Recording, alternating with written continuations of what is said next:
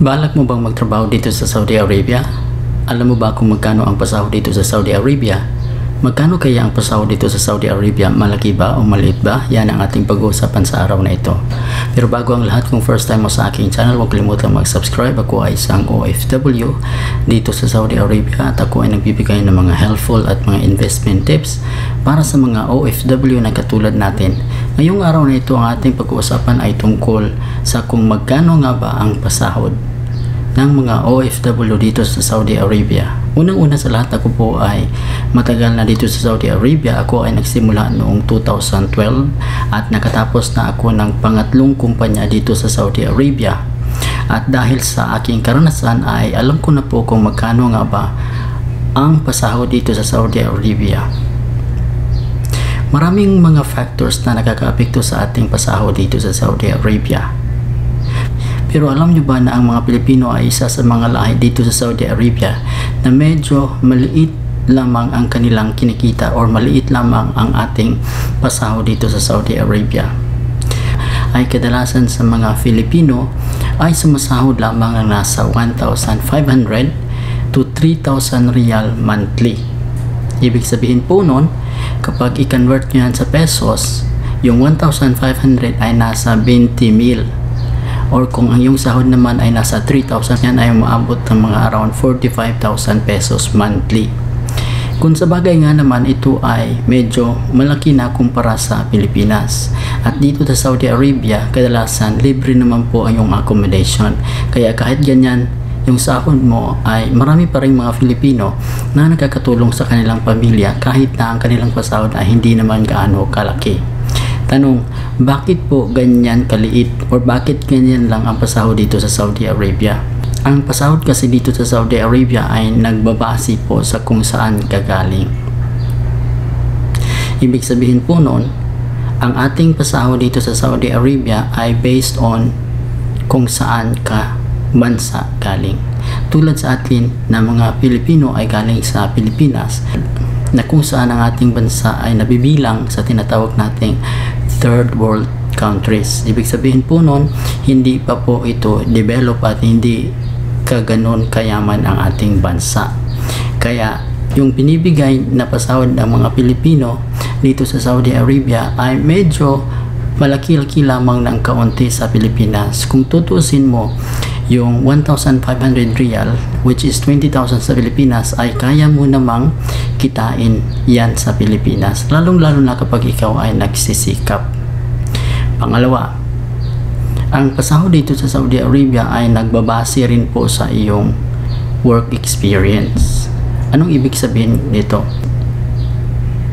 Ibig sabihin po nito, kung ikaw ay may magandang work experience, lalong-lalo na kapag ikaw ay galing na sa ibang bansa or kung galing ka na dito, ay syempre makakatawad ka na sa pangalawang pagkakataon na babalik ka dito sa Saudi Arabia.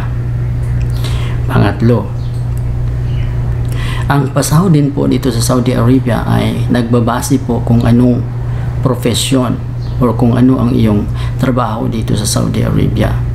So yung mga sinasabi ko na ang sahod nila ay nasa 1,500 to 3,000 riyal, yun po yung mga Filipino na kung saan ay nabibilang sa mga labor jobs. Ibig sabihin po nun, yun po yung mga katulong, mga driver, mga construction workers, at kung ano-ano pang mga maliliit na trabaho na hindi kayang gampanan ng mga katutubo dito sa Saudi Arabia. Kaya naman, yun lang po ang binibigay sa kanila. Kasi hindi naman po sila nakatapos at hindi rin professional yung trabaho na kanilang ginagawa dito sa Saudi Arabia. When I say hindi professional, kasi hindi naman sila mga degree holder at hindi rin matatawag nating professional jobs. Kaya maliit lamang ang kanilang pasahod dito sa Saudi Arabia. Pang-apat, kahit na ikaw ay professional dito sa Saudi Arabia or kahit na maganda ang iyong trabaho dito sa Saudi Arabia, kung hindi naman ganun kalaki at kung hindi naman ganun kayaman ang iyong kumpanya na pinasukan dito sa Saudi Arabia, ay may mataas na tsansa na hindi rin ganun kalaki ang iyong pasahod. Dito sa Saudi Arabia, may iilang Pilipino or may mga iilang kabayan po tayo na medyo malaki talaga ang kanilang sahod. Ibig sabihin po nun, sila ay kumikita more than 50,000 pesos monthly, or yung kanilang basic ay more than 5,000 real dito sa Saudi Arabia. So kung ang iyong sahod dito sa Saudi Arabia is 5,000 real, nasa around 65 to 70,000 pesos yan. Kung yung basic mo ay more than 8,000, 10,000 or 15,000 or 20,000 real, ay sobrang laki po nun. Subalit sila ay kukonti lang dito sa Saudi Arabia. Sa sinabi ko nga, hindi po lahat ng Filipino dito sa Saudi Arabia ay may magandang sahod. May kukonting porsyento ng mga Filipino dito sa Saudi Arabia ay mayroon talagang magandang sahod sapagkat sila ay nagtatrabaho sa malalaking kumpanya dito sa Saudi Arabia. At ang yung iba sa kanila ay mga direktang empleyado ng magandang kumpanya dito sa Saudi Arabia. Hindi po sila mga contractor or mga subcontractor. Kaya sila ay may magandang benefits, may magandang pasahod or may magandang kinikita dito sa Saudi Arabia. So yun lang po at maraming salamat sa inyong panonood. Huwag kalimutang mag-subscribe, mag-like at i-share po ninyo ang ating vlog. Maraming salamat.